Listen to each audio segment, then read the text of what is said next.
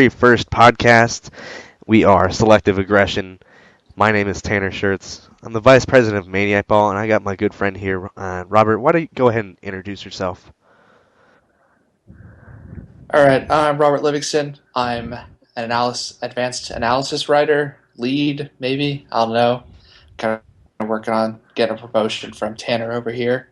But yeah, so I do a lot of just advanced writing when I get a chance. Awesome. All right, we've been talking about doing this podcast for months and on end, and now we are finally doing it. We got some good things to talk about. Let's go ahead and just dive right in here and talk about the Arizona Fall League. Mesa's not doing too. I mean, they're doing all right. They got a 9-7 record. I haven't been able to watch them, but if we go ahead and just check out the stats here, nothing really big to worry about. I mean, you got Yeah, Chad Hinshaw doing pretty well, Cal Tui putting up some numbers, but then you go to Caleb Cowart and Eric Stamets, and it's kind of underwhelming. yeah. I pretty much have just mailed it in when it comes to AFL. Like the Angels didn't really send anything where I'm like, I need to check it out. Like some of them are like, I'll check in on them, see how they're doing, make sure they're not blowing up. But it's like, it's a long year. No one being sent there is very special. So it's like I might check in on other prospects. Like everyone's raving about Francisco Lindor. I mean, they have been for years, but like they're talking about him like he might actually hit more than they previously thought, which is scary with his defense. But it's like for the Angels, it's like, eh. Yeah, I mean we don't. Not, eh. Yeah, we don't really have too many guys that sent out there that are amazing. I mean, there is Nate Smith, but he's in his first season of pro ball, pitched 118 innings, so he's Yeah, probably he's pretty. tired. Yeah, he's got a tired arm. Yeah, they're not going to send Newcomb out there because he Also just got tired. drafted. Yeah. Yeah, he's had a long season. Hunter Green has been hurt. Ricardo Sanchez is so young. They probably don't want to send him out there and get shelled and hurt his confidence. He's probably had a long season. Because I think he was playing rookie ball last year, right, or short season. So Ricardo? Yeah. yeah, so I mean he wasn't playing much. So it's like, why send those Or guys Haggard, and just yeah. like it's not beneficial. Right. Arizona Fall League is mainly just, getting more guys, some more reps there. I mean, the big guy that's really there is Daniel Robertson, the A's shortstop prospect there. That's the main, big guy. I mean, you have Addison Russell and those guys, but Addison Russell's been soon shut down from shortstop because of Daniel Robertson. The A's really want him to, take over. And then you have Yeah, guys, like it's just let's see. I mean, not like amazing. Buxton's there and he was hurt. It's like the AFL's good for guys who just didn't get to play a full year, Right. and it's good for just position players in general. But it's terrible for pitchers. They've had a long season. They've hit their innings limit, and it's a hitter's park. So you're just not going to get any pitchers, Yeah. I mean, the good and you thing. have to share time. Like how Yeah. you said with Robertson, it's like they're making Russell play second when it's like Russell is better. Yeah. Better But because shortstop. the A's are like, well, we want Robertson to play shortstop, but he has to play short because they might want him to play there pretty soon, relatively soon. Yeah. I mean, a good takeaway here is Mark Sappington. He's got 6 innings, 6 Ks, and a walk. Good to see that control there, especially against some of the best prospects in the league. When you say that on quotes, because you have guys like or Boog Powell in there. I mean, not really top Right. prospect, but he's just kind of there to fill out the lineup. But it's a good takeaway. Yeah, I mean, yeah, Sappington could it's a fun definitely go. experience for the guys at least. Oh yeah, and I think Sappington, I mean, we had him last year on the prospect list pretty high. I think he was third, I believe, third or fourth, and Yeah, we wanted he's him to high. be. We thought he could be a starting pitcher. Just one of the things is that his control could get out of whack and ultimately be a reliever, and it turned out to be that year he became a reliever. But when he did, I mean he threw shutdown innings. I mean he just came out there and just was a stud. Yeah, I mean that was definitely the route that seemed right for him, and we're kind of tired of hearing about all these relief pitcher prospects we have, but I mean there's still value there. It's not like when you say, it's like people get pissed at prospect writers because it's like you're saying a guy's a number 5 starter or he's a potential 7th or 8th inning reliever. It's like these guys have value. Sure, they're not the sexy top of the rotation, but they have value. they're not worthless. That's the biggest takeaway. It's like he could contribute maybe the end of 2015. Hmm. That's important. It's not like we're just saying like, oh, he's a reliever, don't care about him. You know. Yeah, I mean, if you see me on Twitter and I say their replacement level, that's not a bad thing. It's they're so valuable. Their replacement level. That means they're going to Yeah. provide solid depth. Guys like After Navarro, who will come in and they'll provide depth. That's huge. Which leads Yeah. us to the next point. We're reading this thing about from Jeff Sullivan over at Fangraphs, and he wrote about how Dan Duquette. It's called Dan Duquette and Avoiding the Awful, and how he preaches depth. And that's one of the big things that Dipoto also preaches. If you see any kind of interviews with him, depth is the big thing he talks about.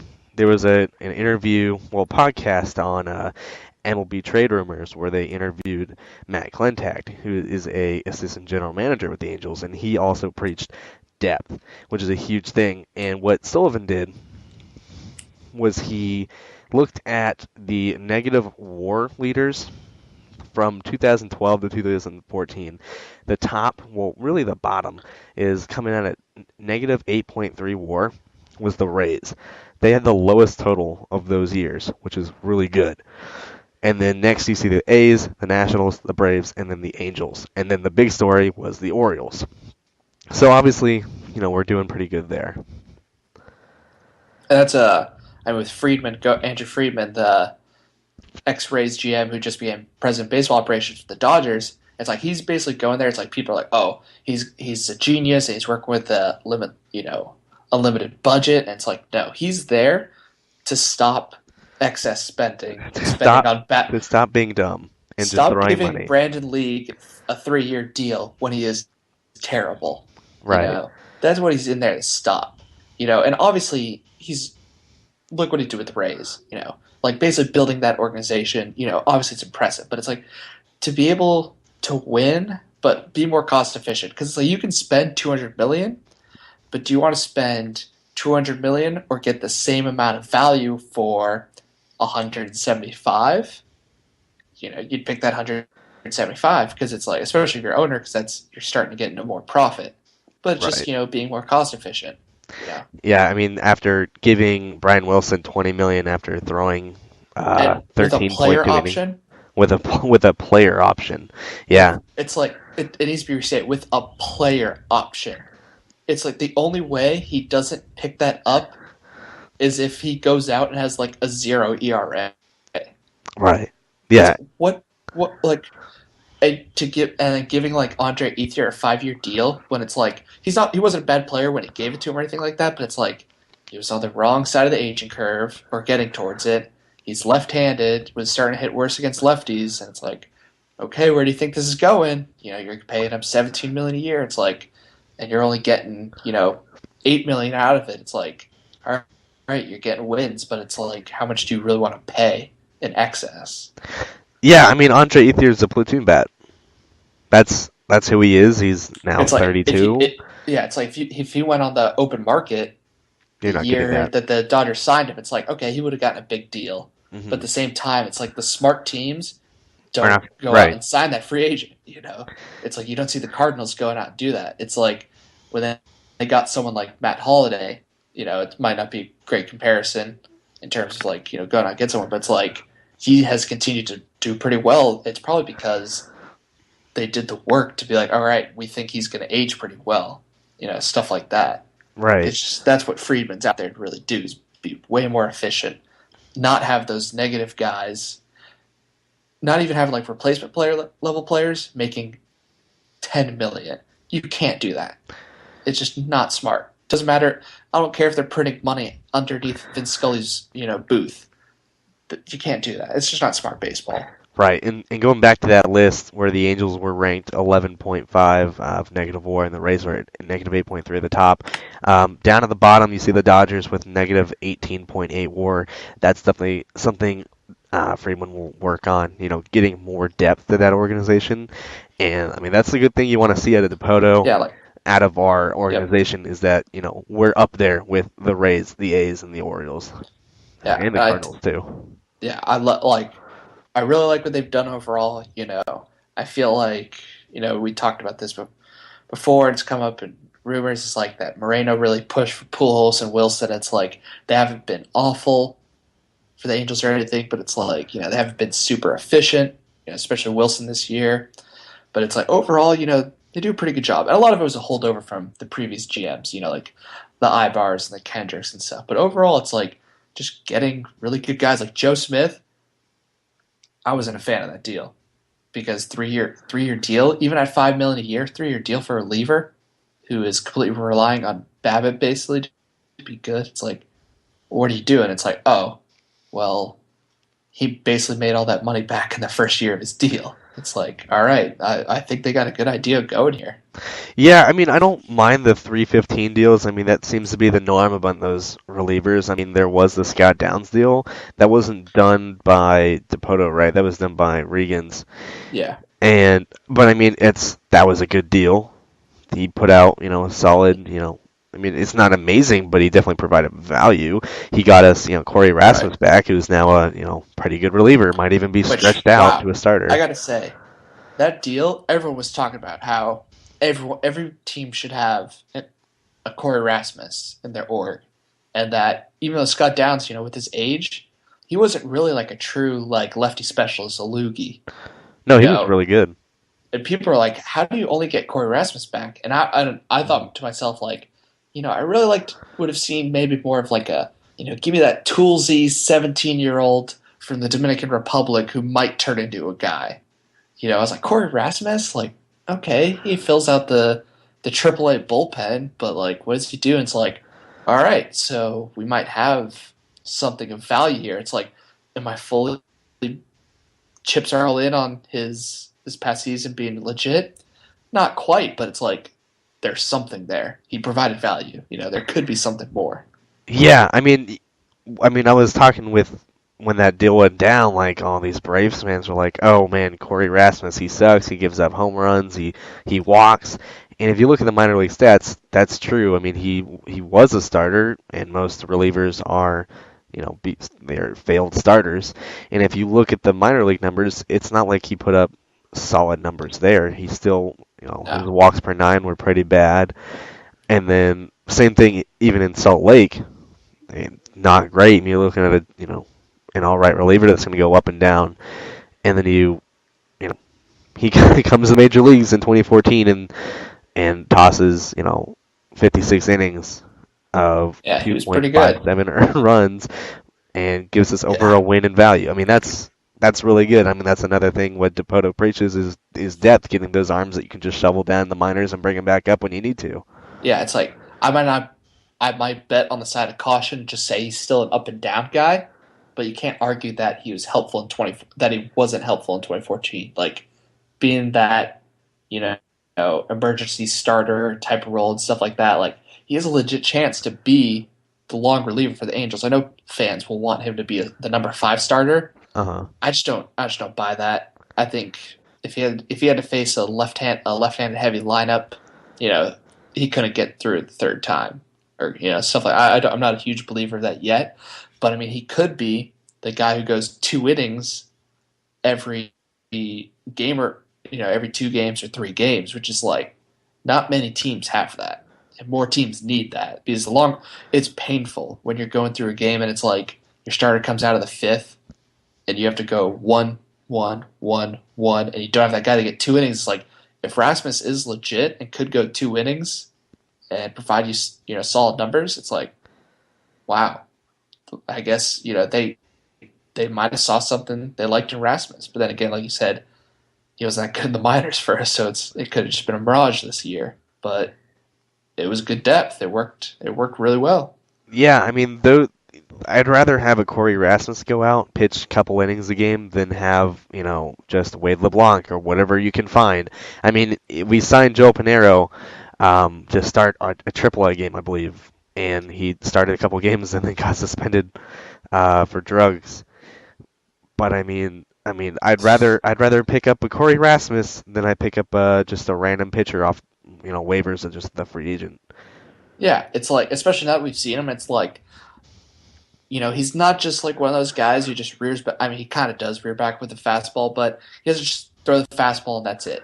You can kind of see he's got an idea with the slider and stuff like that. So you're like, all right, there might be something here.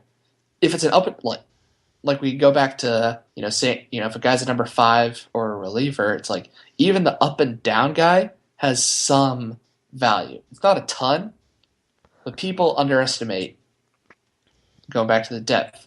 If you have an up and down guy who isn't just flat out terrible, Hmm. like that start that Wade LeBlanc had, his first one, and it was against the Marlins, and he got shelled. It's like if your up and down guy does that every time, that's not good. Hmm. You need your up and down guy to give you a chance. Just even if they give up 3 runs in 6 innings, just to throw something out there, or 4 runs in 6 innings, that's better than giving up 10. Yeah, I mean, if you look at his repertoire, it's not like he just throws a fastball, slider, fastball, curve. He has multiple pitches. He has a slider. He has a curve. He even has a changeup. He has 4 pitches there, and it's not like he throws just 2 of them all the time. He mixes in all of them. I mean, you think he might have the makings of a starter just based on his pitching and how he might see a couple ticks down in his fastball from starting. Right. That's not a problem. We've seen people succeed with below average fastballs like Corey Kluber or Matt Shoemaker and still succeed with good off speeds. I mean, it's definitely something you can look at in the future. But I mean, if he's just a spot starter, long reliever, multiple inning reliever, that's a huge amount of value. That if we only have guys who could throw 1 inning, Right. I'd rather Yeah. have at least one guy that can go, be a long reliever. I like how I said, like, when we traded Downs, I was like, well, why didn't we get, that tools, maybe just shoot for a toolsy player? It's like, chances are that player never makes it. Right. The kind of, like, when they say, oh, we want an high upside kind of player in this deal, it's like, those kind of guys, like, if you're trading for someone good, those guys will more tend to work out. It's like, if you're trading a good player for a high upside player, it's like, that guy has a floor to kind of at least make it. It's like you're trading Scott Downs for like some kid they just signed out of the Dominican Republic or Venezuela. It's like for Scott Downs, it's like that guy probably has like a 5% chance of success. It's like what Corey Rasmus gave them is unbelievable, and compared to what they probably could have gotten. Yeah, definitely about that. I mean, like with Scott Downs, like he's a great reliever. You give him up, and you're hoping to get something in return, some flashy thing, and you get Corey Rasmus back, which is everyone thinks like, oh, whatever. Turns out to be a good Everyone thing. has one. Everyone has Corey. That's Everyone has a Corey Rasmus. yeah. Yeah, I mean, looking ahead to the rest of the year, we only have really what 3 starters. I mean, when are we Um, getting Richards back? I think they timelined him between like March and May, something like that. I can't remember off the top of my head, but they were saying like optimistic he could start the year, Hmm. pessimistic he'd come around June, I think it was. So they need a guy. And is Rasmus the guy? I kind of doubt it. I think they'd rather go out and get a true starter and let Rasmus kind of sit back in the bullpen where his stuff might play up. But at least he has experience being that, you know, give you 3 or 4, maybe even 5 on a good day as your spot starter. Yeah, I mean, as far as free agency, I mean, what's out there is not. I mean, there's a lot out there, but our But what budget can we is afford? right. Our budget isn't great, and as far as our assets on the team, as far as arbitrational eligible players we could go out and trade, you're not looking at the kind of return we did with Trumbo, where you get Skaggs and That was a freak. That Santiago. was a freak deal. That was That a was that was Kevin a Towers' that was a gift. that was a trade rape right there. That was getting. I mean, Mark Trumbo's not bad. I mean, he provides value, but I mean, if you're No, gonna, an average. He's an average player who Mhm. gets overrated, especially in arbitration, where they Right. look at it's still for as advanced baseball has gotten. Arbitration is still very. What's your home runs? What's your RBIs? Your stolen bases? Your wins? Your ERA? Very basic. So Trumbo's going to get paid pretty well of that.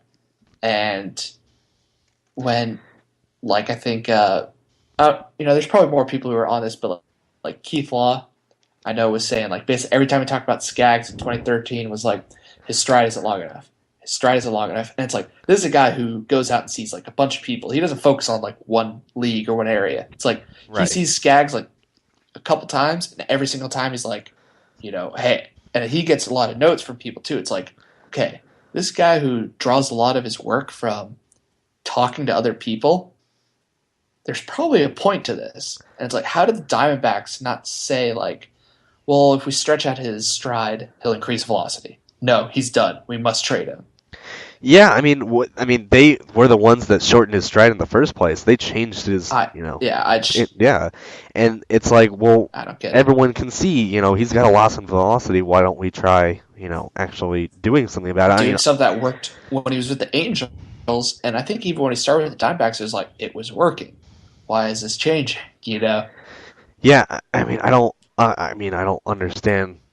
Kevin Towers and homers, dingers. We need dingers, and we Yeah. needed Trumbo. I mean, if you're And they gonna also find, traded failed. If you failed even a little bit, they traded you. That's a yeah, bad philosophy. or any kind of attitude problems in quotations here, because Yeah, it's like yeah. there was a story Maybe about work if you ethic just don't about believe in Adam them. Eaton, and if you know Adam Eaton, the guy's a work aholic, man. This guy doesn't have any issues with work ethic, and you Yeah, had guys like it's Trevor Bauer. What's like guys got great, a great potential, and if you get him to a good, good coaching, he could be a great pitcher. You get him yeah. to That Mickey was a great Callaway fit with for him the going to Indians. Cleveland. Yeah, you give Yeah, him to Mickey Callaway with the Indians, he's going to turn him into, a good pitcher, and so far he has. And do you hear anything about his attitude? I don't think so. Do you hear the other thing with Justin Upton, what have they gotten out of Justin Upton? that was. Oh yeah, it's just like you look at these deals and you're like, wow, like this was a guy trying to really like shape an organization his way, and he gave so much surplus to other teams. He was basically the one-stop shop, and he just got a job with the Reds, I believe. Yeah, I I think that think was I think today. It was it's. announced. Then I'm sure. I think I just saw that they were talking about it, but I'm sure. I mean, I saw the report that he's friends with, Walt Jocketty, so they would. I wouldn't be surprised. I mean, Which he is did join the Yankees as a special assignment scout. yeah, which is I mean him joining the Reds, like knowing his. I mean, obviously Jockey's going to be in charge, but like the Reds for me are a team that if they don't rebuild, like if I were them, I would trade Cueto, I would trade Latos, I would trade Chapman, and I would try to do the very short term, like almost how the Red Sox kind of do it. Those like very short Uh term huh. rebuilds. I would try to do that. I would say, give me some, give me one, maybe two, close to the major guys for them. And it's like Cueto would get a great return, Latos would get a pretty good return. For a closer, Chapman's going to get a great return. So it's like you could turn this around pretty quickly, and you have some nice position player pieces. You got Mesoraco, you got Hamilton, Frazier, obviously. Votto, Votto's Bruce, good. Votto, Hamilton. yeah, Votto's hurt. So I mean, you got some guys, but it's like your pitching is all about. I mean, Cueto and Latos are about to leave free agency at the same time. So once you lose those guys, you're in trouble because you can't afford to keep them. Yeah, Because you just gave Homer Bailey a crazy deal.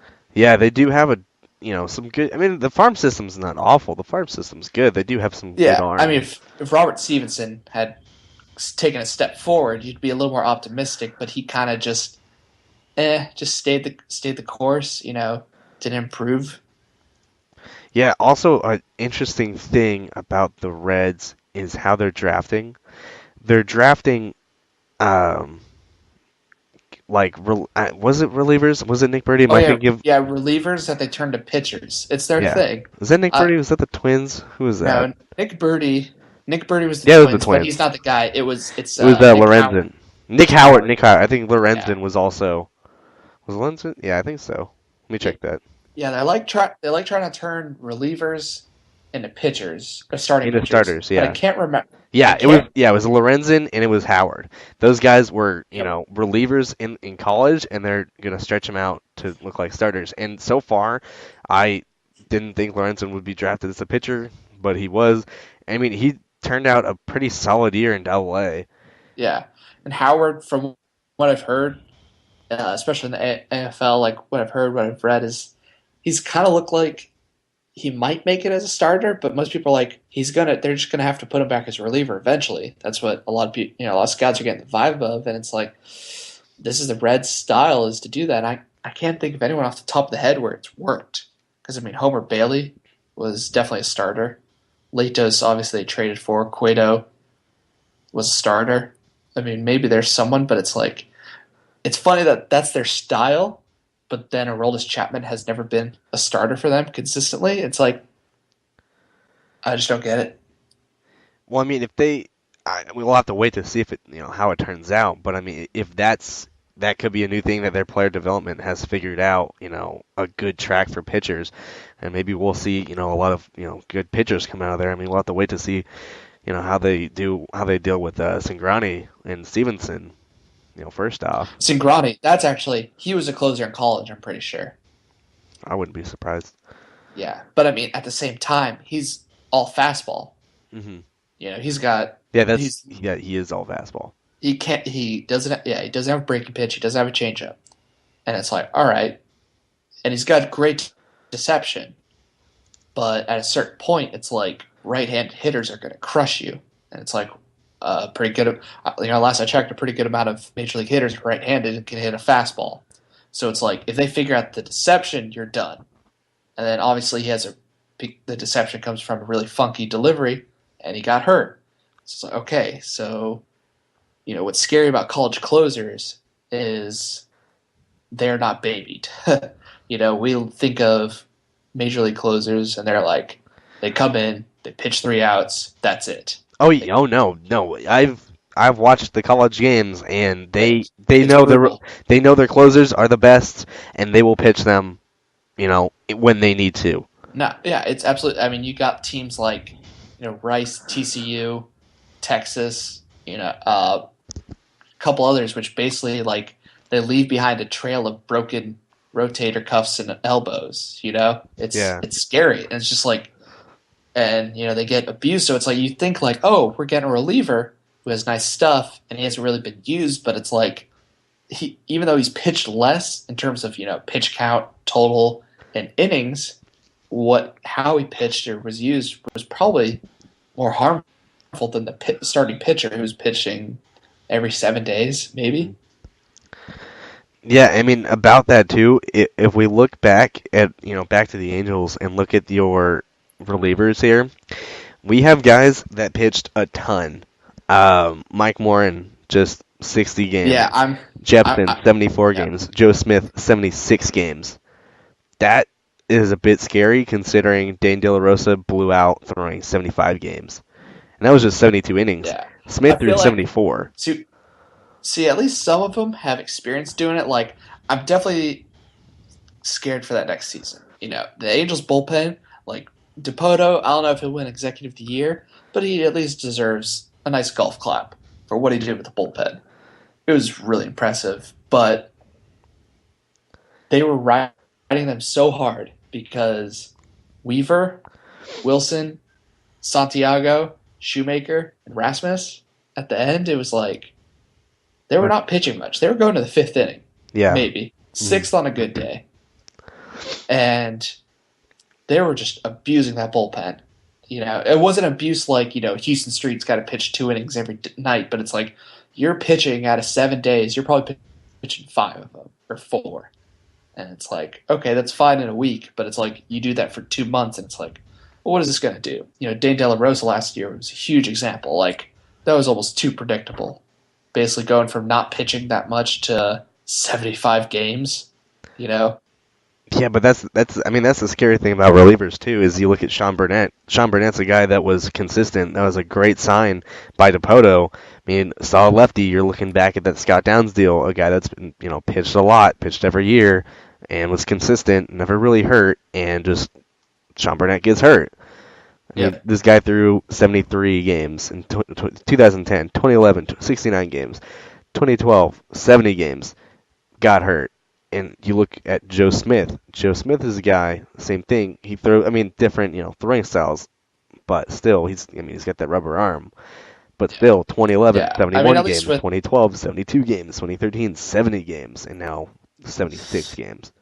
yeah, and Jepson was big on the games, and just like at least was like you said with his sidearm style, and him and Street, they aren't the true like I'm going to come in, I'm going to throw the ball as hard as physically possible, put my whole body into it. So it's like it's not as scary that way, but it's still a lot of stress. And it's like Jepsen, you know, his easy fastball kind of, it's not like a high effort delivery until maybe the last second, but it's, he doesn't like have a huge motion to get there.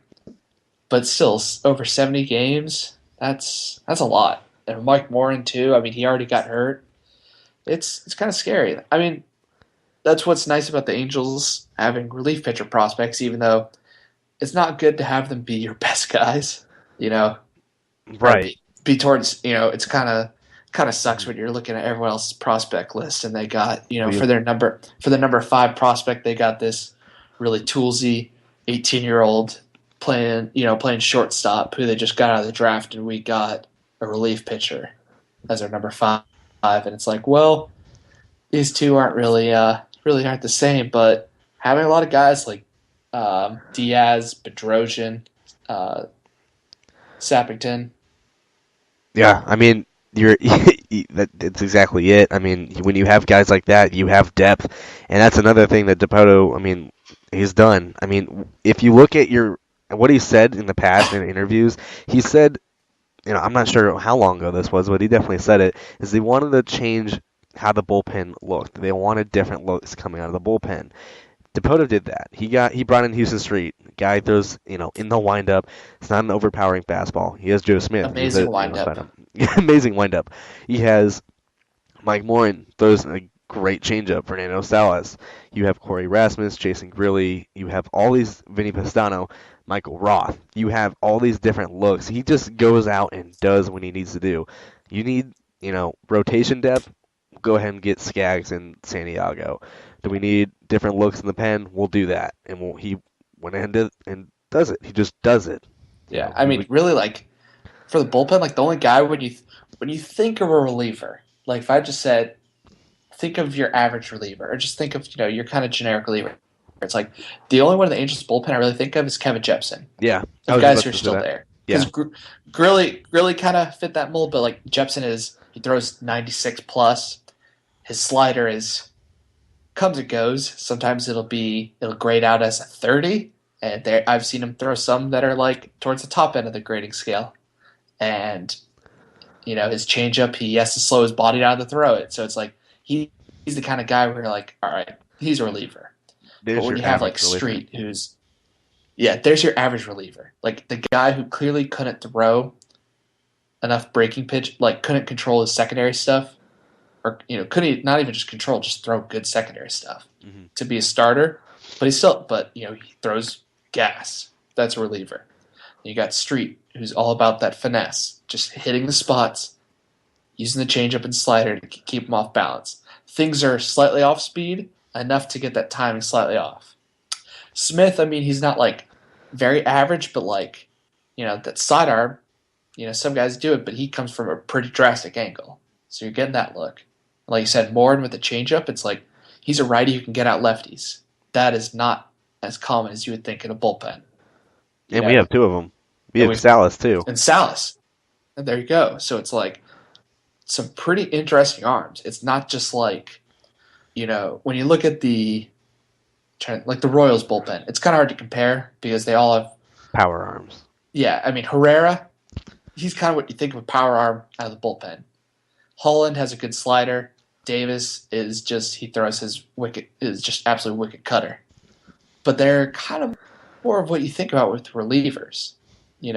Obviously they're more of the upper echelon dominating, but they're even closer. The Angels are pretty diverse with their bullpen. So I mean, Dipoto, I mean, I really like what he's doing with the bullpen.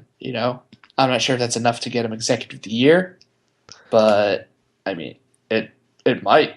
I mean, it was crazy. They went from being the worst bullpen to, for a while, they were arguably the best. Not just in the AL, but in baseball. Yeah. Because it wasn't even just about because I mean, I'd obviously take the Royals back 3 over the Angels, but the amount of workload the entire bullpen had to do, because the Royals bullpen on a given night might only have to pitch 3 innings or two. Mm-hmm. The Angels bullpen on a given night had to pitch four. And it's like, okay, that's 1 inning. Well, 1 inning is a lot built up over a season. Right. Yeah, and then if you look at, the Angels bullpen, you're not looking at, three guys who are going to dominate. You have Street, Smith, Jepson, Moore, and Salas, Rasmus, Grilly, who's going to be a free agent, Vinny Pastano, Joe Thatcher, who got hurt, Jairo Diaz. You have Cam Bedrosian, and you have guys that'll, go up and down, like Michael Roth, Herrera, uh, Miranda's gone, but he was one of those guys. Cohn was one of those guys. I mean, you have a deep, deep pen that, you have the Royals, you have your three guys, and they're going to stay there. But we have guys that are going to stay there in the pen, and then we have guys who are in the minors with options who are going to come up and come down when we need to. Always having a fresh bullpen, always having fresh arms. Yep. That's one way, to build. There's multiple ways to build a bullpen, but if you're going to build one, you might as well take one with multiple arms. Yeah, rather than, all right, we're going to fill it out with, an elite back end guy like, Craig Kimbrell. And then we're going to fill it in with a decent eighth inning guy. And then from there, it's going to be spare parts. It's like, well, why don't we just get like 10 solid guys instead of, being a lot by having a drop? That's the problem, because that's where teams, it's like if you can hold on to games where your starter doesn't go past the fifth inning, that's where you pick up wins that, you really shouldn't. Because usually when a starter is going a short amount of time, it's like you're getting into the seventh guy of the bullpen, the sixth guy of the bullpen. It's like, is cake. Like that was the famous part of Moneyball, is like, Brad Pitt telling them, oh, we gotta work the counts. We want to get to the seventh man of the bullpen, as soon as possible. And it's like, well, that just happens in bad games. If your pitcher is going, a bunch of high pitch counts, which is very common on the Angels. Having confidence in that guy, especially like someone like Diaz, who I'm hoping they basically just let take Grilly's spot. You could bring him in, and it's like he's not just keeping it close; he is shutting the door right there. Right. You look at the Royals bullpen. They have their three guys, and then you have Aaron Crow. All right. Luis It fell Coleman, apart, all but right. Finnegan has been great. Finnegan, great. And then you look at the rest of the bullpen. You guys have guys that got traded. You have Scott Downs. You have Jason Frazier. Tim Collins was there, but he was, had a shortened season. And then you have some random guys that, just kind of picked up. Bruce Chen, just kind of guys that are there. No one you would really put confidence in like a seventh or eighth inning. But you would do that for Fernando Salas or for Mike Morin. Put him in the seventh or eighth inning. Right. Or even a guy like Cam Bedrosian or Vinny Pastano, because they've been there before, whether it be the minors or in, for the Indians, for the Pastano, you have confidence in your, in that depth of those 7, 8, 9 guys in the bullpen to even pitch in the 7, 8, or 9 innings. Yep. Yeah, it's like if you had to say, okay, well, Jairo Diaz is pitching that ninth inning for you. It's like I'm not sweating. I'm fine. It's like, all right, you're giving me a guy that throws 100 with a wipeout slider. Okay, he doesn't have experience, but I'll take that stuff like any day of the week. Right. All right. Well, that's enough about bullpens, because if we just keep talking about that, we're going to keep Yeah. talking about bullpen management, which is something that we had a lot of problems with Sosha. But if you have enough, He's if Dipoto can give enough pitchers for Sosha that he can't screw up and he screws up, there's gonna be something wrong. yeah. It's like Sosha is one of those managers who like he had the magic.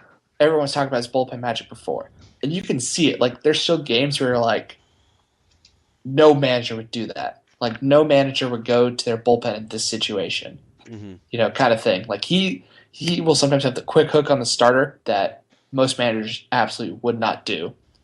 But then he has matchups.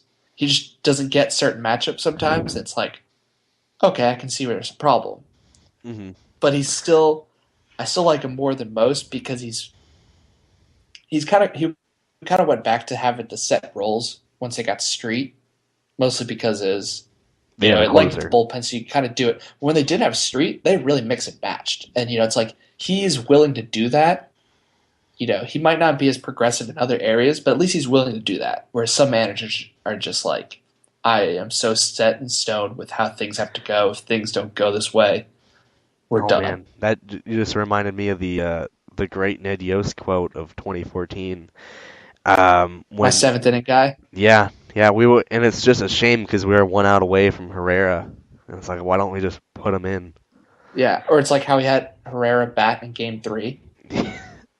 And it's like when he did that, I just had to reflect on just we lost to him. It was just I just couldn't believe it. It Yeah, was how do you do that? It's like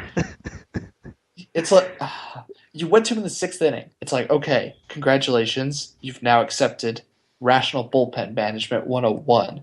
hmm But now you're gonna make him hit in the World Series.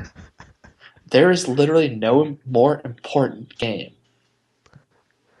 And in you the have entire Brandon in the entire season. Finnegan, who has been. It's like you've been going to Brandon Finnegan in high leverage situations this entire World Series, but you won't let him start the seventh inning because that's Herrera's inning, even though you put Herrera in the sixth inning. Yeah, it's talking about bad management in the playoffs. Cole Calhoun trying to bunt on a 3-0 count, 3-1 count. Oh, that you see stuff like that. It's like the Angels hit all year. Like that's what made them great is they just hit. It's like people want to talk about, oh, what made the Angels great? 2002 was a small ball, blah blah blah blah blah. But They it's were a like good hitting team. they hit. I mean, sure they. I mean, being a good base running team is like it's not like teams are be like it's not like Billy Beane sitting in the A's be like Moneyball is all about poor base running. It's like no, every team wants good base running, but the Angels can hit, and you have Cole Calhoun, arguably your second best hitter, and you're having him bunt when he's attempted maybe two all year. Was it one or two? 4 in his career. Four in Two, his career. two in the minors, 2 in the majors, and once this year. All right. So just reflect how little he does that. And it's a 3-1 count, whereas OPS in that count, I think we talked about this, was like over 1,000. Like Oh yeah, 1,100. yeah. He was with like 3-0 counts, 3-1 counts. He was like Barry Bonds up the plate, I just don't get it. and let's bunt. And then It's over managing. It just, what do you know? He pops up because how many times have he bunted? yeah. 4 It times. just, it just managing for the sake of managing, which is, I think that gets Sosha more in trouble than the bullpen. Like when he does a hit and run with Mike Trout up, and it's like, okay, it's a 3-2 count and 1 out. And it's like, even though I love Mike Trout, he has swing and miss in his game. And you have Cole Calhoun, who I'd probably say is an average base runner, but probably isn't that great of a base stealer. And it's like you're going to have a hit and run on a 3-2 count with your best hitter up. You're making him swing the bat hmm when he could just take the pitch, and you got to strike him out, throw him out. It's like overmanaging like that is what's more frustrating.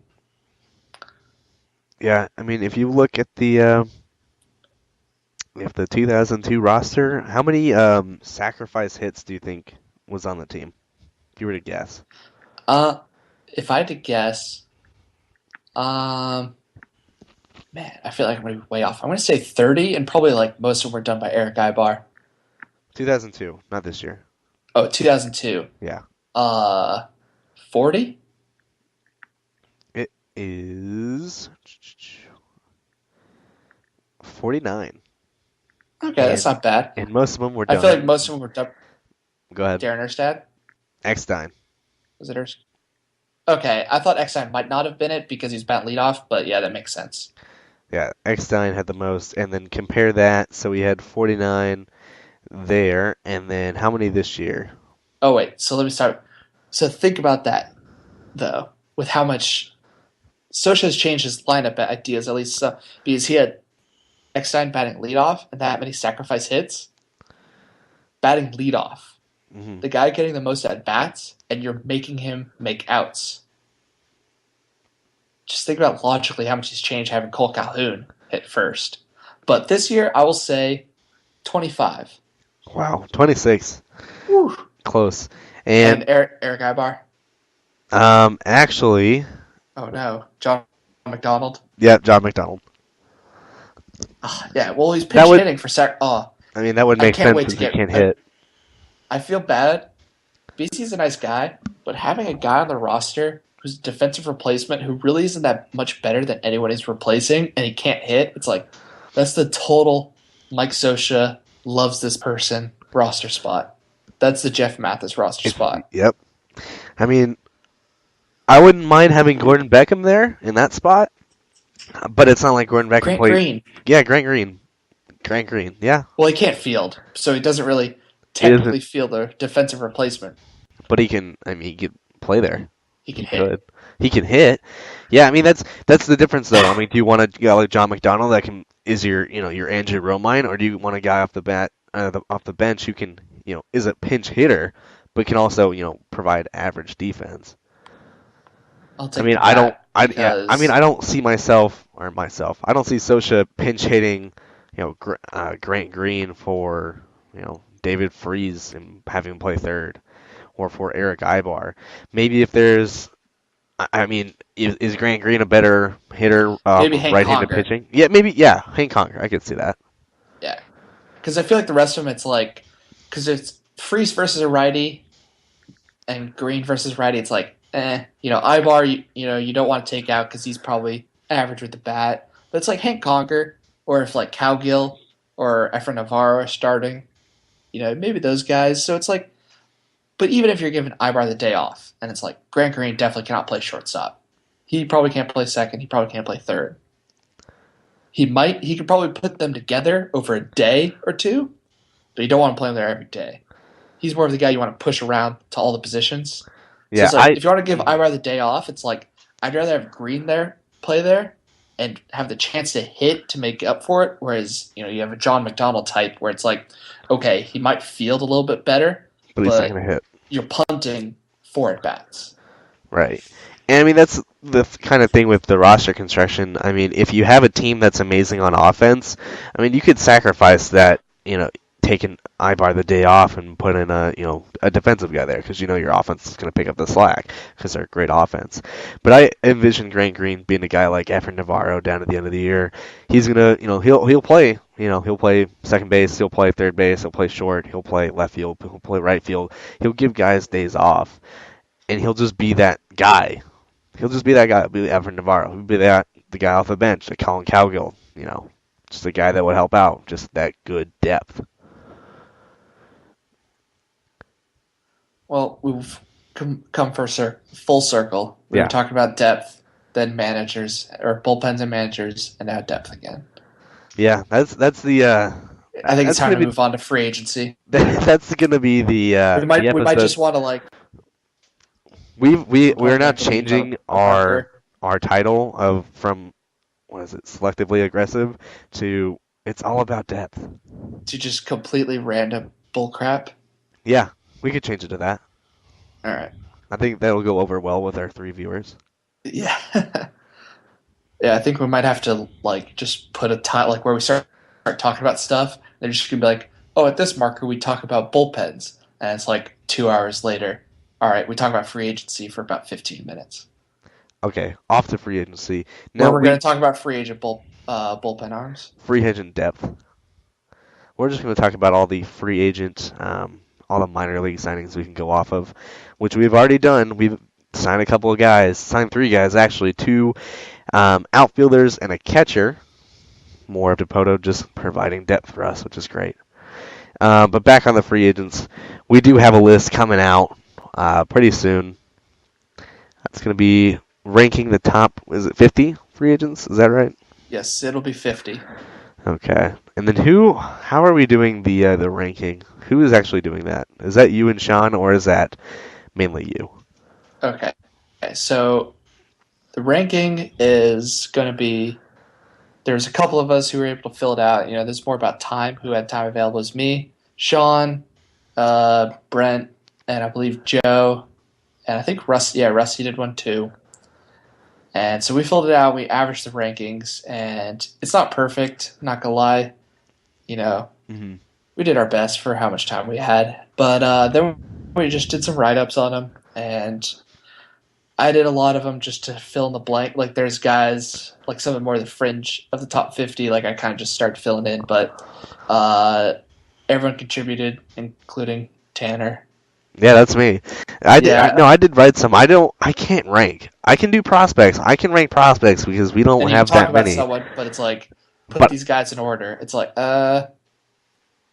yeah, putting together 50. I mean, if you look at like MLB do trade you rumors, they'll do that ranking and they'll do a pretty good job of it.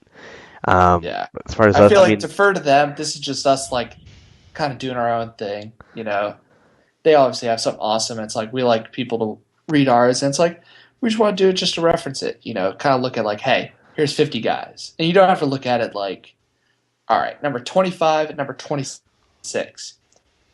One is clearly better than the other. It's like, no, we kind of put this together. Look at it like tiers. It's like if the guys are close, they're probably close in value or close in what they'll get in free agency. mhm. Yeah, I mean, it's as far as free agency looking for the Angels, we're going to be looking for a pitcher. We're going to be looking maybe for a bullpen, maybe for a lefty. But I mean, we have guys that can get lefties out. I mean, I envision the The prototypical. right-handed loogies. We have a couple of Are we those. going to be the first team? Are we going to be the first team that rolls out the first official right-handed loogie? I feel like we could do that with Salas. Although he gets righties out too, so it wouldn't be too crazy. All Yeah. right, Well, I no, mean, we'll move there's on. We're not going to talk about the bullpen anymore. Vinny Pistano is going to be the one. Is going to be our rookie. Anyway, maybe I envision the Angels being the kind of team to go after Andrew Miller, but seeing how as many like people what are saying like they're taking like 4 years, and it's not surprising. I'm sure a team will a team desperate enough like the Tigers would go out and I feel like he's going to get it. I wouldn't be surprised if we got it. I was thinking more along the line of like a 3 year, obviously not 15, much more than that, but something along that guideline, like a 3 year. 24. Yeah, like a 321, 324, something like that. That would make sense for us. We That's a get pretty it. big commitment. That is a good, yeah. Well, he's a pretty good reliever. But Yeah. Oh yeah. But I'm sure he'll get it somewhere. Oh yeah. But I feel like if he gets, like Papelbon money, that's a real possibility. Yeah, I wouldn't. Yeah. Yeah. Is he really worth that? But Eh, I mean, Papelbon wasn't even worth Papelbon money. But yeah, I mean, with the Dodgers getting Andrew Friedman, I feel like he won't let them go 4 years. He might. I mean, if he likes him, if he thinks he's legit, he might stick with him for 3. I think someone's going to be stupid and offer him 4. Yeah, I feel like the Tigers, if they are truly gonna want to win this year, they almost have to get him because you and I were talking about this before the podcast. It's just like I think Dombrowski's a very good GM. He makes very good trades. Organization keeps on winning, so it's like he's doing something right. Obviously, he had the Fister deal, which was pretty questionable, but I just do not get the route he takes when it comes to the bullpen. Mm-hmm. When it comes to the bullpen and free agency, it's like we're going to go out. We have a bullpen that's absolutely terrible. We're going to go get Jose Valverde next year. We're going to re-sign Jose Valverde the next year. We're going to go get Joe Nathan and give him a 2-year deal when clearly everything he did was BABIP luck. Letting Joaquin Benoit go through free agency too. Letting Benoit go. It's like we have a hole. It's not like they have a hole in just the 9th inning. They have a hole in the 6th, the 7th, the 8th, the 9th. And they keep on getting one guy. If you are really willing to spend like the money they give Prince Fielder, if you want to spend that kind of money, why don't go out and get the 4 best relievers on the market? Like they should go out and get, I'm trying to remember all the relievers right now. Miller, Robertson, Uehara, and Gregerson. Yeah. But hmm could you imagine if they rolled out with that bullpen? I mean, it was just like with the A's stuff they were doing with Gregerson and the bullpen they already had, and getting Axford, right? Was it Axford? No, Jim Johnson. Jim Johnson from the Orioles. Jim Just Johnson. getting all Yeah. those They got guys. him for Jimmy Weeks, though. Yeah. I mean, getting those like top end Right. relievers, Dodgers, Chris Perez and Brandon Lee, Brian Wilson and Kenley Jansen. It's like Chris we have like, Perez. Chris Perez. I mean, Kelly Jansen's awesome, but it's like, I kind of got what the A's were doing. Because they had Doolittle. They had a couple of nice guys. Mhm. Whereas like the Dodger ones were like, we're going to give guaranteed contracts to guys who are not very good, like at all. Yeah, with a player option to Brian Wilson. It just and Ned Coletti is still around too. So I mean, he must be. I mean, he's probably he can't be bad. He's not dumb or anything. He just had too much money, and he just was willing to be inefficient. So he doesn't. All right, we're getting into bullpens again. We are getting the bullpens again. That's the name of the podcast. We're getting into bullpens again. Okay. Back to free agency. Like I said, I mean, obviously Brandon McCarthy is going to be a big thing. Doesn't come with a draft pick. Is the kind of guy that Dipoto would sign, to maybe like a 2-year, 2-year deal. I'm sure he'll get more than that. A lot of money. Yeah, We don't have that much money available. We don't have yeah, that luxury unless we trade everyone. But we need everyone. right. It's like everyone wants to trade Howard Kendrick for pitching. It's like, well, okay, I'm willing to do that, but my price is probably too high because I want a legit pitching prospect for Kendrick. Yeah. No, Yeah. I or I mean, want, or if you can you think of a pitcher, a similar pitcher who's on a 1 year deal for very cheap, like Kendrick. That's not common. That's not that's they. You're not going to find much of that. Doug Fister. Is he really that cheap though? He might be, but yeah. I mean, And he's then more do you need a expensive. second baseman? Oh man, you just gave me a great idea for a post. Kendrick for Fister. Maybe. I Fister mean, is probably a little bit better, yeah. Doug. I mean, yeah. That is. but put him at second, Rendon back at third, Zimmerman at first. You have Worth, Span, and Harper in the outfield. All right, that's definitely a post idea. Yeah. He's actually. Hold on a minute. He might actually not cost that much in arbitration. It's probably about the same. Kendrick makes about 8 million. Yeah, he made 7 million. So yeah, it's not like he's gonna get a Hey, he had gigantic a, bump. he had an injury shortened year, but he's really good when he played, so he'd probably get like 9, something like Yeah, that. there's your post. Oh, Yeah, we're gonna stop talking about that so Robert can write his post. So on to the next one. I mean, yeah, I mean that could be a good trade, but I guess we could always put Taylor Lindsay, at second base. Oh wait, oh wait, he was traded for a year and a half, along with 3 other prospects for Houston Street, yeah, good thing. which Well, at least the trade paid off because we won the World Series. Never mind, we oh didn't win the sorry, I World thought you Series. cut off for a second. I did cut off. That was Oh wait, you yep. that That, pauses I it thought was you paused planned. for a longer time. It was planned. Anyway, yeah, Okay. that was. I don't want to get in that trade because I ranted about that already, and I will still rant about that trade. Ah, man. At least we have Alex Yarbrough, who's 2 years away. Yeah. But at least we have Jose But Rondon. Oh, or Gene Sigurd. No, we don't have anyone. no.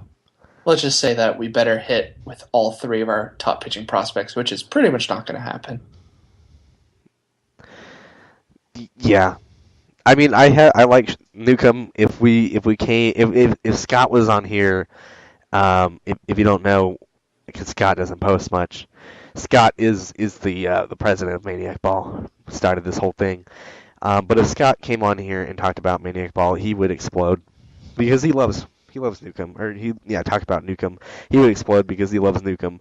I love Newcomb too. He was one of my picks in the draft to go after. I mean, the three guys that I wanted for the draft were in no order: Sean Newcomb, Grant Holmes, and then I like Michael Chavis. I really like Michael Chavis, but I mean, we weren't in the position to get a hitter. Wasn't he picked by the Red Sox? Yeah, Yeah, I've heard good things about him. yeah, Lately, I've heard good things. yeah, he's a really good hitter.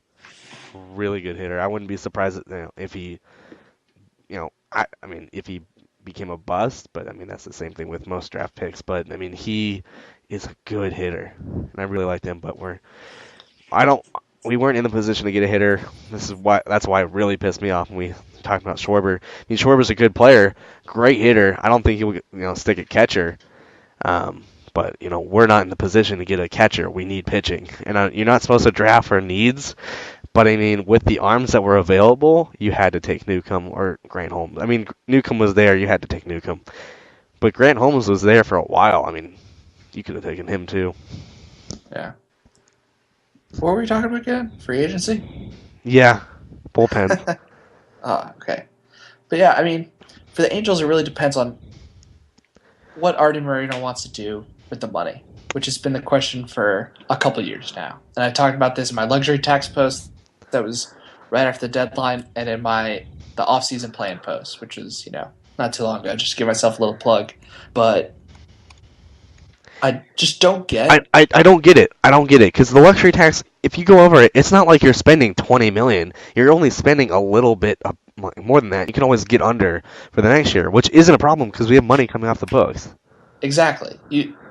It's like if you go over by $5 million, you're taxed on only the $5 million, 17%. It's like I don't know if he just has this idea of like he only wants to put money towards like what he controls, but he's already wasting money towards like Josh Hamilton. Obviously Hamilton is playing and producing, but it's like in terms of like the return on investment, it's not great. So it's like I just don't get like Why okay. we don't just go over. Same thing with the international draft. I mean, we don't have, or not international draft, just international players. Just go out and spend a ton of money on everyone. Take the penalty like the Yankees did, but at least you're getting a ton of high upside guys into your system. Yeah, I mean the Yankees might only get like two guys out of that, one or two, but for the money they'll get, like the return they'll get, especially in those 3 pre-arb years from that guy, it's worth it. So it's like I just don't get how Moreno will like he pushes them up against the tax wall, and then Won't that's go it. over it. Won't go over it because right now I have the estimate between 5 to 10 million, which is obviously like not too exact, but it depends on arbitration, and estimates will come. Better estimates from like MLB trade rumors will come out, give a better idea. But it's like if you give them the benefit of the doubt and say they have 10 million available, people don't understand 10 million might get you like Jake Peavy, and people will say, "Oh, that's great." It's like, well, Jake Peavy he's like a number 4 starter now, and Yeah. it's like, okay, and if Maybe. you get Jake Peavy 8 million and you have 10 million left, it's like, congrats! Now you have $2 million to fill out any other holes. Yeah. I mean, I don't see us like, you know, I don't understand why we can go over it. I mean, maybe the stadium could be linked to the luxury tax. I don't know. I'm not that smart. Maybe we get Or make it a new stadium. Maybe we'll actually spend that money because yeah, there is that loophole with the luxury tax. oh god, I don't even want to go into that. If you build a new stadium thing, yeah, that'd be crazy. But it's also with like even if they non-tender like Gordon Beckham, who made about a little over 4 million in Well, arbitration. yeah, that's guaranteed. I'm sure they will. Will they? I think there's a 50-50 chance. I think Well, he's got the social love. I think he's the new social love spot on the roster. but he's good. He, eh. Well, I mean, relative to Mathis and McDonald, he's Yeah, good. okay, that's true. But I think it's like, I think if they non-tender him, it's like you just, instead of having him be the backup infielder, it's like you put Grant Green for a tenth of the price. and it saves you. It'll save you. You know, with his arbitration bump, it'll save you 5 million. And it's like, okay, so this is best case scenario that puts you at 15 million. I think it's a You guarantee get to he's go non-tendered. I think it's guaranteed. that they non-tender him. Yeah. Yeah, I say 50-50. It's kind of tough. It really depends on what they want to do in free agency. Because I mean, even if you say 15 million, it's like that's Brandon McCarthy and nothing else. So Yeah. you absolutely have to hit And on it's Brandon McCarthy. and it's not like we have a Peter Borges or a Mark Trumbo, arbitrational eligible guys you got to trade. I'm sure we could trade Gordon Beckham, Yeah, but it's I like mean, they we have. acquired him for nothing, so it's not like we're going to get much in return. Yeah, it's Maybe like a they have Corey Hank Conger. Rasmus. Maybe a It's like Corey they have Rasmus. Hank Yeah, Conger, but Hank it's like Conger.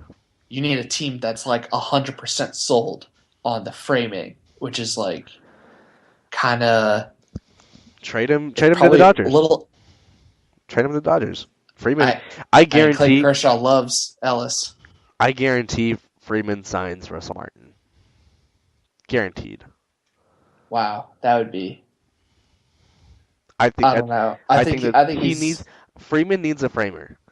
He's gonna get a framer. He's gonna get one somehow, I don't know. I and feel he's gonna like get Russell Martin. I think Martin's going to get something like end up getting something like 4 years, like between 50-60 million, and I don't think Freeman's going to be down for that. I think Freeman would do it. I think he'd rather just go out and trade for Jose Molina. Well, I don't think they would allow that. I don't think they'll let them have him.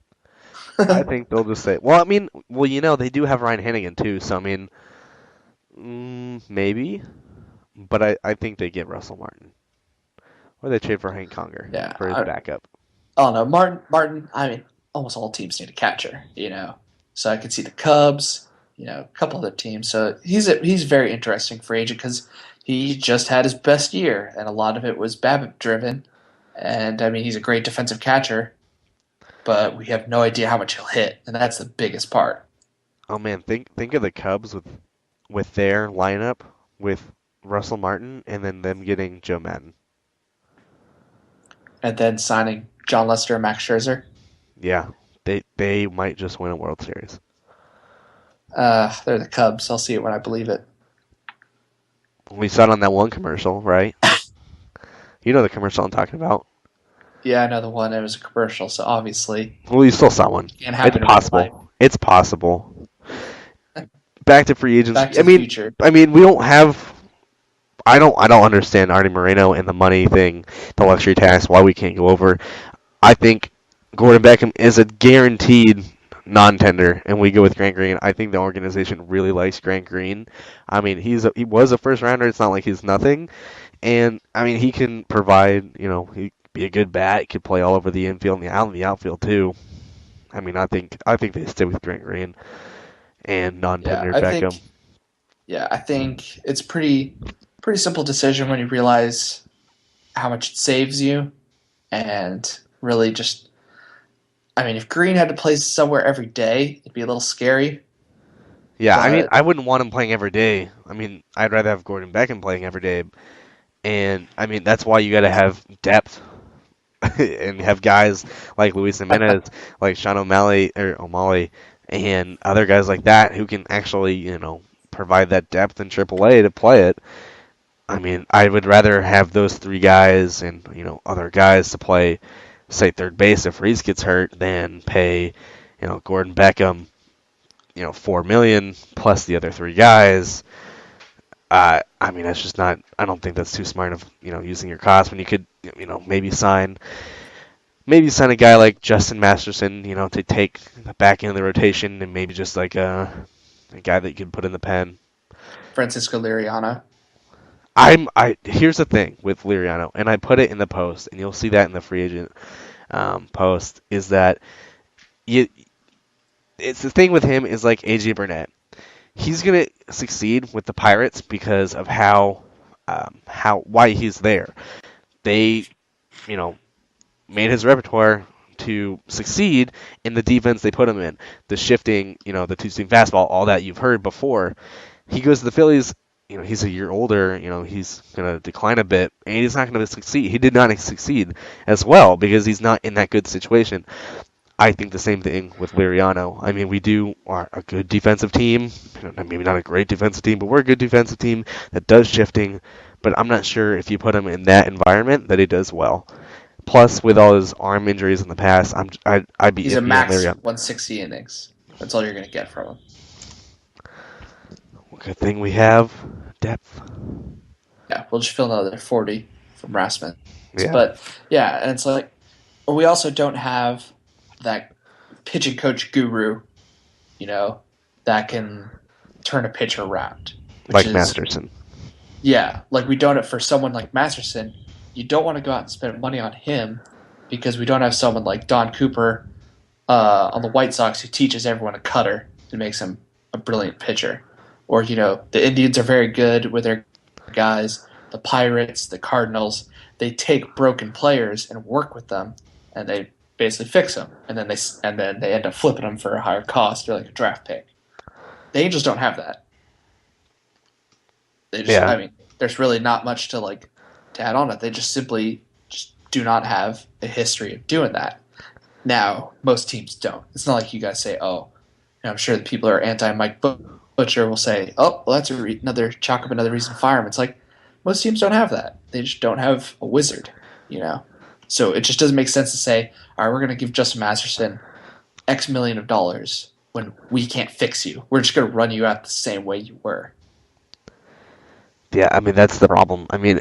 Same with most teams. Is they'll just kind of sign and hope they pitch well. I mean, if you look at the free agent list, it's not like there's that guy who's good, who's young, and who can sign for a long, maybe not long term, maybe not looking for a 6, 7 year deal, but a guy. I mean, those guys get extended. Those guys get locked up. I mean, the closest thing is like maybe an Irvin Santana, maybe Jason Hamill, maybe. I You're mean, talking like a 3 to 4 year deal type like of guy. like a 2, 3 year guy who doesn't have many issues that you could rely Excuse on. me. Bless you. That doesn't have any major issues that can be worked on. Like a Masterson needs to be worked on. I mean, Right. like a Brandon McCarthy, but he's He's basically just home runs. he's Brandon McCarthy. He might just fall apart. He might just lose an arm in a Right. second. You have no idea. And that's just the thing for Yeah. free Oh no. agency. I don't know what Depoto's going to do. I'm sure he has a plan, and he's going to stick to the plan and get it done. Yeah, I feel like it's a lot of ticky tack moves like last year, and Yeah, people got used to the Wilson, the Pujols, the Hamilton moves, and it's like okay, we that's not how we free agency is anymore. It's never going yeah to be like we that again. kind of overdid it. It's like it'd almost be like okay, did you expect us to go out and get Robinson Cano and Masahiro Tanaka and Max Scherzer and John Lester and those types every single year? It's like it's just not sustainable. Yeah, I mean, like I said, we don't. I mean, we don't have that guy, that arbitration eligible guy we could go out and trade for a young, controllable pitcher. Maybe, I mean, you trade Freeze for like some kind of decent pitcher and put Beckham in there at Ian third base. Kennedy. Like you'd have to swap Freeze for like like another arbitration guy who was 1 year left, but it's like it might make sense, but it's really hard to work out those type of deals. It's like they for the Angels, the guys that could trade are basically started off with Kendrick and Ibar, who the Angels would almost clearly ask for a ton Yeah, because they don't have any replacements for him. they don't have replacements, but Kendrick for 8 million, it's like, are you kidding me? Like the excess value provides, and you have Ibar for 8 million as well with another year on his deal. And he's a legit shortstop. It's like, okay, think about how many teams would be begging for that type of player. Yeah, And then after that, you're getting into pre-arb guys. There's no arb guys. It's all the young guys or Calhoun Mike Trout, or and he has a Trout. monster contract. Yeah, you're either looking at trading a guy that's pre-arb or a guy that has a contract already. I mean, it's not like we're going to get something for Hamilton. We're not going to get a Doug Fister or a Jordan Zimmerman. No. for Hamilton. And it's not like we want to go out and say, hey, let's go trade Cole Calhoun because he's going to provide value at pre-yard money, which is great. And then Yeah. again, who's going to play right field? Is Colin Cowgill? Yeah. I don't know. That's. Oh no, I definitely agree. It's like if you're going out and you're trading Cole Calhoun, you better get similar like a young player or like like a very good prospect who's going to be performing on the cheap. And if it's a prospect, you definitely can't miss. If it's the name we like to throw around in our Maniac Ball Facebook chat is Chris Archer for Cole Calhoun. That's all. That's always what we like to talk about. And Archer's younger, so Hmm. it's kind of doesn't work as well. But when you think about it, it makes some sense. And it's like that's the kind of arm the Angels would love to have. And I mean, maybe now that I can't remember his name, Kevin Keimer, Yeah. he kind of butted for the Rays, so it doesn't make too much sense for them. They don't really have the need, but like that kind of deal, that major league pitcher who's ready right now on a pre-arb contract, very hard to pull those guys away. Because even if a team likes Cole Calhoun, they have better trust in their guy. Yeah, and it's not like they're ready to give away those players, and it's not like are there any more GMs that we can just trade from? That we can just steal from? I mean, Kevin Towers is gone. There's no Jim Henry anymore. There's no Tony Reagans anymore. Do we have any dumb GM? I mean, not dumb GMs, but I mean GMs that we could just trade from, like guys like Kevin Towers, who are just I going mean, to trade away Skaggs Ruben for no Amaro, reason. but But what does he have? Kyle Kendrick. All right, pass. That's not like we have to get him type of guy. And Cole Hamels is awesome. Probably he's a fringe like ace top like elite number 2 starter, but he's paid like it. So it's like, okay, we're not going to give you much to pay market value when we can go out and trade pay John Lester market value.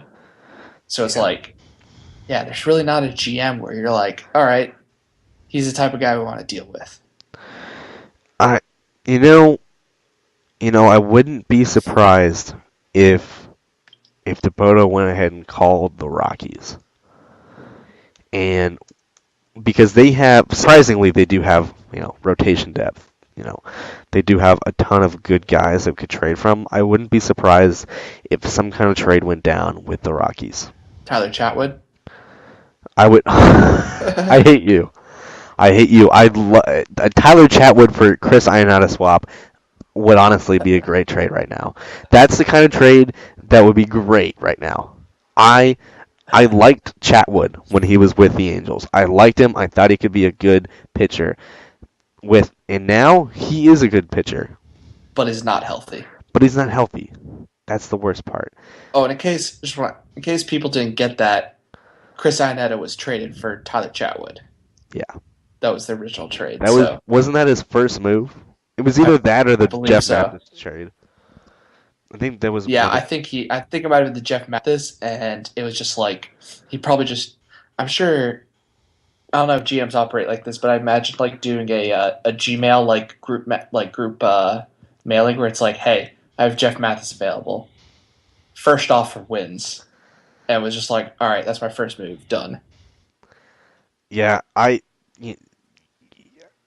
don't understand. Who's the GM? Oh my gosh, this is bad of the Blue Jays. Oh, JPA. That's how I remember it. Yeah. Okay. It's like Anthropopoulos. Yeah. Yeah. That's it. Yep. Mhm. He's very, very cautious, or has been. Yeah. Yeah. Yeah. I don't understand why he extended Mathis. I'm sure maybe it has to do with framing, but if we look at framing data, Mathis isn't that great in framing. So it's not like he was ahead of the curve on that, but I think there was just like I think we're still in that time where the quad A catcher was overvalued. Where it's like the guy who can put it together in a game and catch, and you're like, okay, he's a 50 defender on the scouting scale. It's like too often that was like, all right, guaranteed money. the guy can play average defense. It's like, no. I think we're kind of getting away from that. Yeah, I mean, the thing going back with the Rockies is they need their pitching just like we need our pitching. And I mean, we don't match up insanely well. We really don't.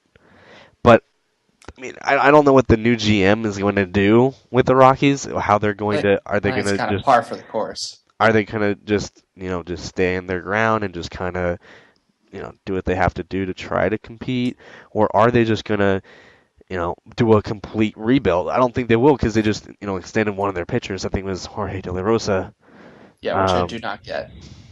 well, yeah, exactly. I mean, you're looking at arms like maybe a Tyler Matzik. You would go out and trade. I mean, Too young. I mean, that's a guy that's like the Rockies should hold on to yeah, to exactly. rebuild. That's the guy they should hold on to. But the other arms you're looking at are like Franklin Morales, not that great. Jordan Lyles, who they just traded for, Jorge De La Rosa. I think Jorge De La Rosa is going to be an arm they talk about trading for. I would Well, not be surprised. Even though they just extended him, I would not be yeah. surprised if there were talks about a trade. But I think what happens in the offseason is they get a starter and they get someone in the pen, just another thing flashy, like maybe just like a Joe Smith signing, just the guy they have in their pen. Just I mean, because they're gonna lose Grilly, they're gonna have obviously Freire is gone, so they're gonna have kind of a hole in the pen of like that veteran guy. And I mean, they have Bedrosian, they have Diaz, and they have all those guys, but I think they still signed just a veteran presence there in the bullpen. Yeah. I mean, Maybe just something small. Sergio Romo is a free agent. I'm just looking at Nishik. I mean, some of these guys are Casey Jansen. Yeah, that could be a guy. I mean, just someone to provide leadership. Be like, I guess that seventh inning role or sixth inning role. Just someone I mean, that's what I think we do as well as just minor moves like Right. your depth signings, your depth trades. What would you think? Sorry to cut you off. No, that was Finish it. it. That was it. All right. It is. It was it because I said it was it. What would you think of Chris Young as their number 5 starter? I Here's the thing. I don't understand He Chris Young. he is so scary, and so it sucks that he was on the Mariners because I almost want to appreciate him like so much. I mean, I wrote about him on the for the free agent for the top 50 free agents, and he's so much like Jared Weaver, but to an otherworldly extreme. He doesn't do anything well. He doesn't strike out batters. He doesn't cut down on walks. He allows a lot of home runs. But what he does do is get an insane amount of infield fly balls, just fly balls in general. And it's like, okay, is that sustainable? Can we give this guy a guaranteed contract? I wouldn't touch him with a 15-foot pole. He's like, especially how he pitched. He's like a guy you'd give like 1 year, 5 million with his injury history, with his sketchiness. You got It's to like a get. Joe Blanton. It's like Joe Blanton. It's like someone's going to give it to him, but you never know when they'll pull that giving up 40 home run pace. You know, Honestly, I think it's gonna be one of those things like whoever signs him is gonna sign him, and he's gonna do exactly what they expected him to do, and you're gonna get the GM or the fan that's just gonna be like, we knew exactly going in what we're gonna get. Why did we expect anything different? right?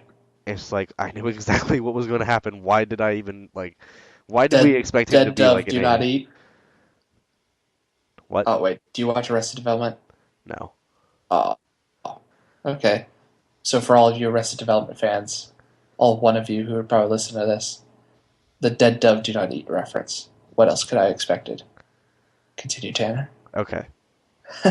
Anyway, I think I've seen that clip.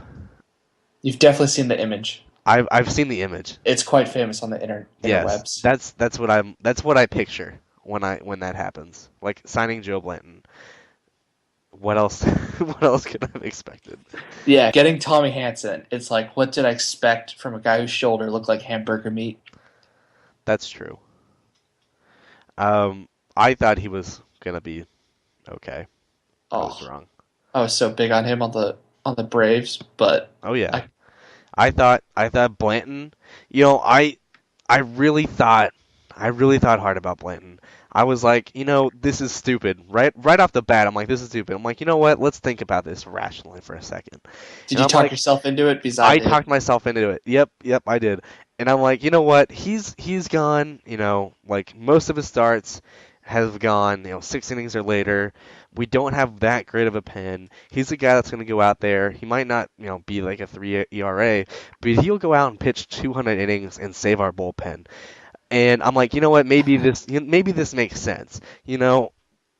We needed a guy. I mean, we Great got like, strikeout and walk rates. yeah, we had a guy. I mean, we have Tommy Hansen. We have those guys. I'm like, maybe they're not going to be able to go that far.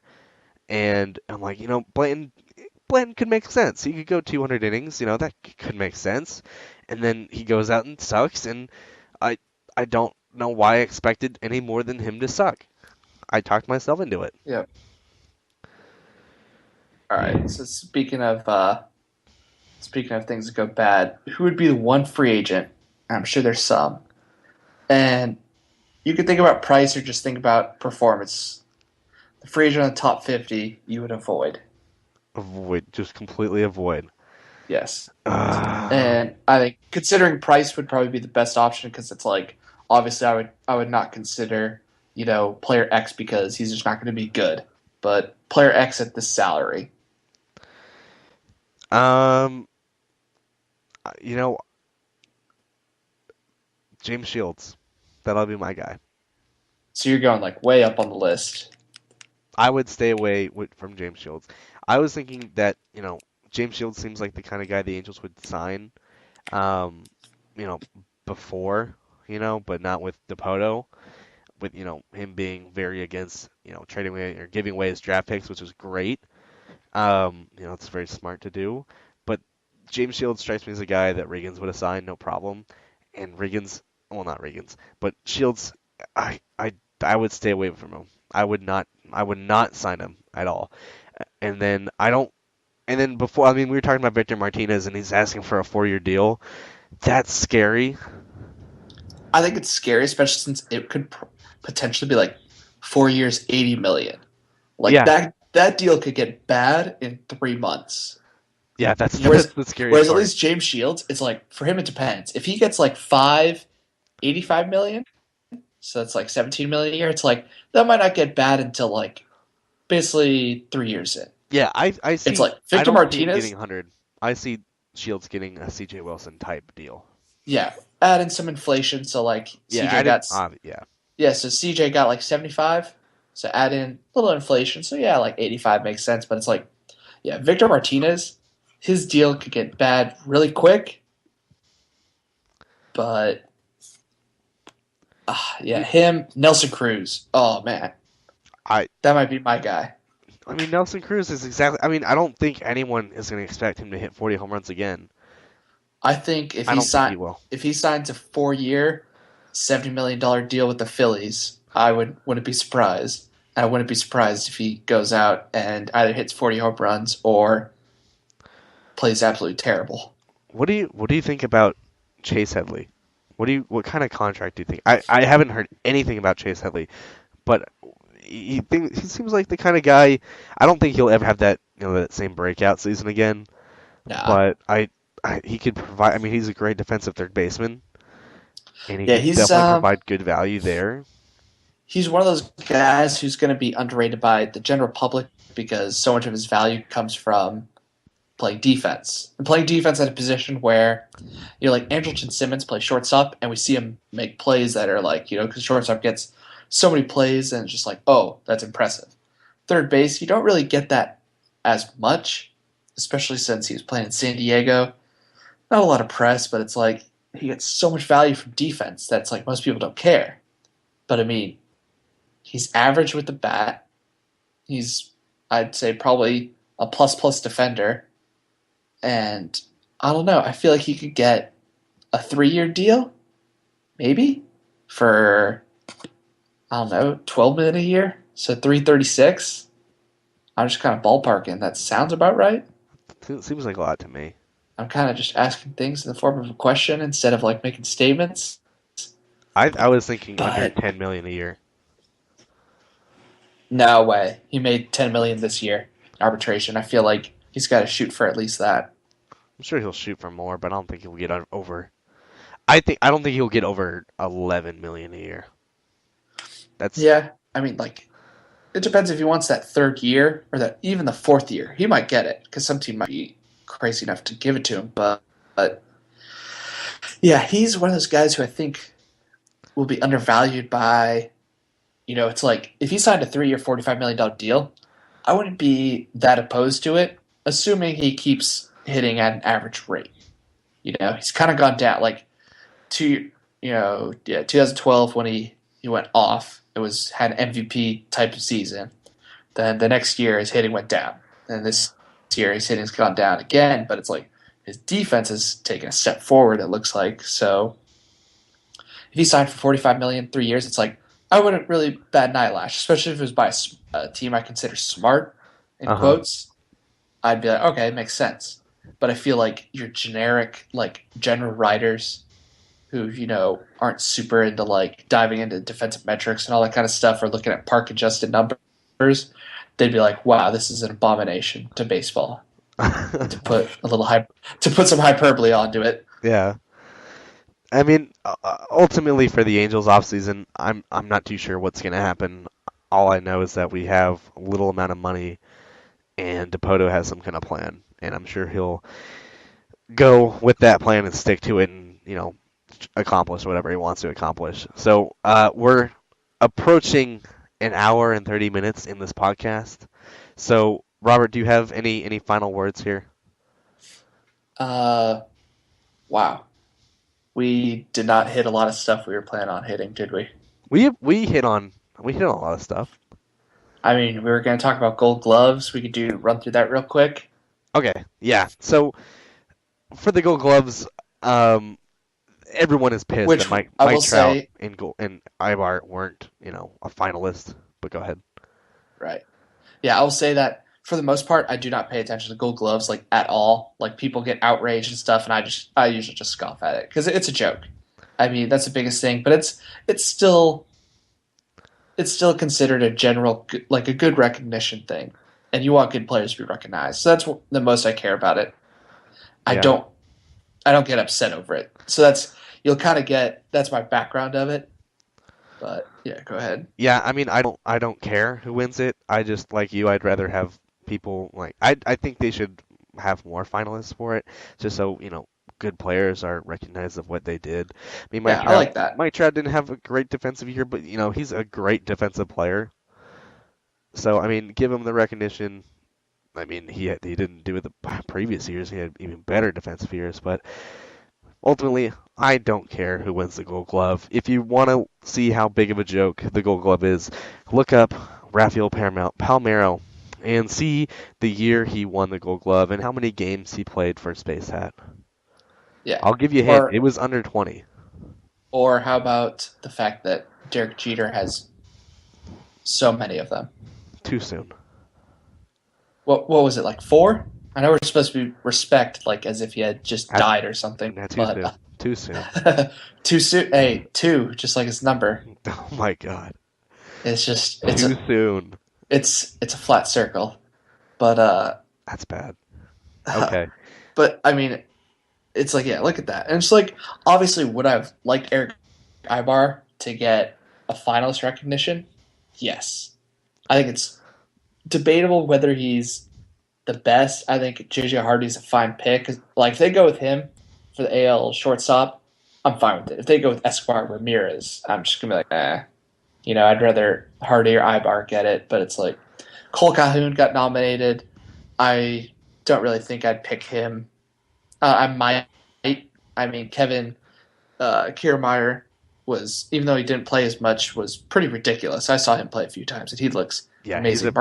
Yeah, very good Markakis, defender. I have no idea. Sometimes I watch him, he looks good. Sometimes I watch him, he looks terrible. the metrics are like the same way about him. He's been bad. He'd been bad for years on them, and then he'd been good, and yeah. So it's like if he wins, it's like cool, but I don't think he'll win. I think he'll go to one of the other two guys. And Pools, I think he has a shot, but I think Hosmer would be a fine choice. And Cabrera's not too bad over there. Good for him moving to a more natural position for him.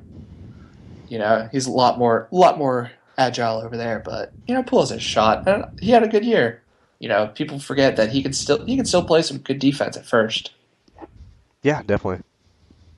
So I believe that just about wraps it up for the first podcast of Selectively Aggressive. Again, my name is Tanner. And I'm Robert. Sorry, I didn't know I was supposed to do that. Next time you got to cover for me. I'll give you the cues. You'll learn the cues. All right. Anyways, thanks for listening.